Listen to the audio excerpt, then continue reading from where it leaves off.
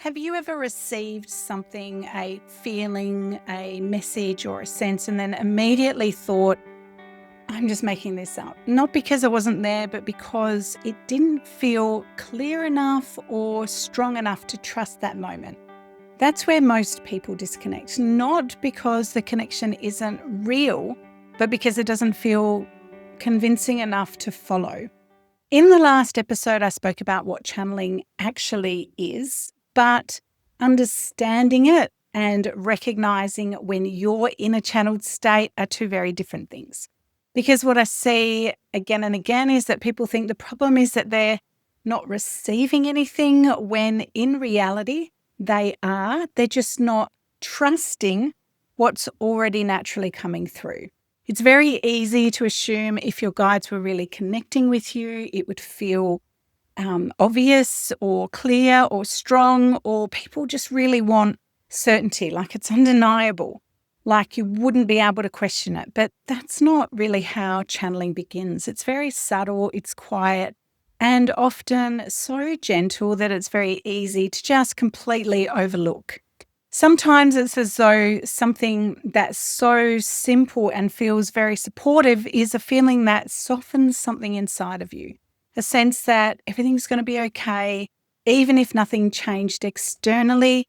And because it's so simple, it can feel almost too easy, too ordinary, almost like it's just another kind of version of yourself. So what's actually happening in these moments is something very specific. Your energy is being calibrated to a higher frequency where the communication becomes clearer and possible. And if you dismiss those moments, you miss the very beginning of that special connection with your spirit team. There was a moment during a practice session with a friend that really shaped how I understood this. So at the time, we were just exploring. No pressure, no expectation. We really just showed up for the fun of it. No outcome that we were trying to create. Just aware that we both wanted to explore it and we were there really for the experience. So I dropped into the session quite quickly. I became aware of a presence around us and it felt like there were multiple beings in the room, almost like a team. I noticed them first. And then when I looked down, it felt like I had a scalpel in my hand, but it wasn't a physical one, a metaphysical one. So my reaction was an immediate pause in my body. I had a kind of internal no. It didn't feel like me. It didn't feel aligned to how I work or how I wanted to work. And what mattered really was how I felt, not necessarily what I was seeing. I just knew that I didn't like this. And then my awareness shifted to the friend who I was working with. And something just didn't feel right in my body. So I said very clearly, I'm not doing this. This isn't how I work. And even when I felt a response come back that my guide said it's just a tool, it's energetic, it's not going to cause any harm, I was worried about hurting her. I didn't have experience with it, didn't like the way it felt. So I said to my guides, I'm happy to work with the energy, but not like this. So in the moment I made that decision, that implement disappeared from my hand. And what happened next was far more aligned to how I usually work. So instead of being physical, like hands-on Reiki on the body, my awareness shifted like I was moving through her system layer by layer. I wasn't fixing anything. I wasn't removing anything. I wasn't trying to do anything. I was simply aware that I could feel my energy expand, aware of where energy wasn't flowing, and aware of where something felt heavy or stuck. So instead of trying to change it, I brought light into that area, which is how I work. So Reiki naturally clears out any blockages because we amplify light. And in that higher frequency, we know the body heals itself. Because I'm not there to fix, I'm not there to force anything.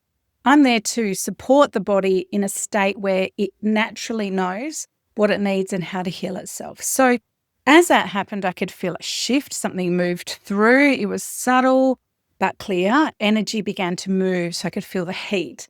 And it was a release. There was a release that she had, not because I did something to her, but because something within her was ready to let go. And all the while, there was this sense of support. That presence that I initially saw in spirit was still there. It wasn't directing, not controlling, just kind of working alongside me. So anyway, we spoke about it after that experience and I shared what I'd seen. And she said, that's so interesting because I didn't tell you this, but she had actually asked to have an experience of psychic surgery because she'd heard about the concept and she set that intention but didn't tell me. So what that shows is firstly how we can connect without needing to communicate verbally. There was a telepathic connection. And it also shows how thoughts and intentions can be picked up on a very different level. But that's not really the part that I wanted to share today. That's not the part that mattered. What stayed with me, even when something is presented to you, is that you get to have a choice, okay? There is no part of this process where you stop leading, you don't override your body, you don't ignore what doesn't feel right. You are part of the creative process. You get to be the co-creator with the spirit that you're working with. And the moment that you're clear on how you want to work, your guides will meet you there. So when you start recognizing this in your own experience, it usually doesn't begin as a strong message like I received or clairvoyance or feeling the energy is strong. Sometimes it's just a gentle, subtle warmth or a heat or a feeling of love and nurturing. For some, it shows up in the hands. For others, it's a feeling in the chest or just a stillness or a quietening of the mind. And then it can move into perception.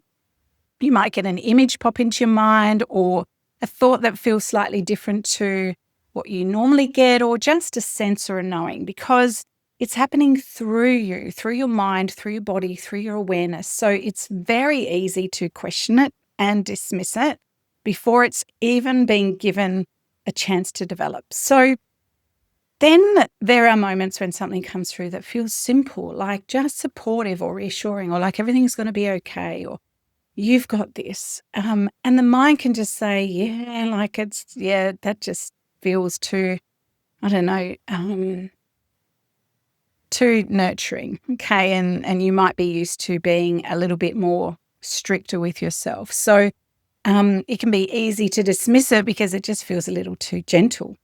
So just as you've had that thought, oh my gosh, that's too basic, I want you to know that those moments matter because before anything deeper comes through, your system is being calibrated and being aligned to be able to pick up more. So instead of trying to force clarity or wait for something more obvious to start noticing, create a small moment of space. Just let yourself become still and pay attention to what shifts and notice what you expect, what's already there. And if something does come through, capture it, write it down, record it, because what builds trust in this process isn't intensity, it's consistency.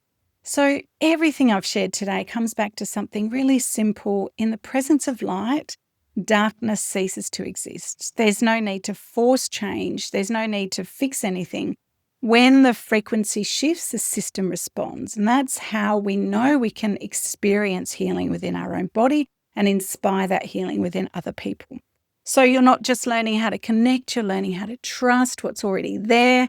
And if you're feeling called to develop this further and you want to understand what's actually happening when you're receiving, I walk you through this step by step in my free life training, because once you understand how this works, everything else starts to make sense.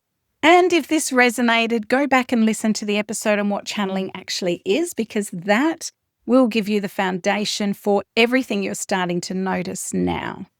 You're not just waiting for a sign, you're learning how to recognize the ones that are already there.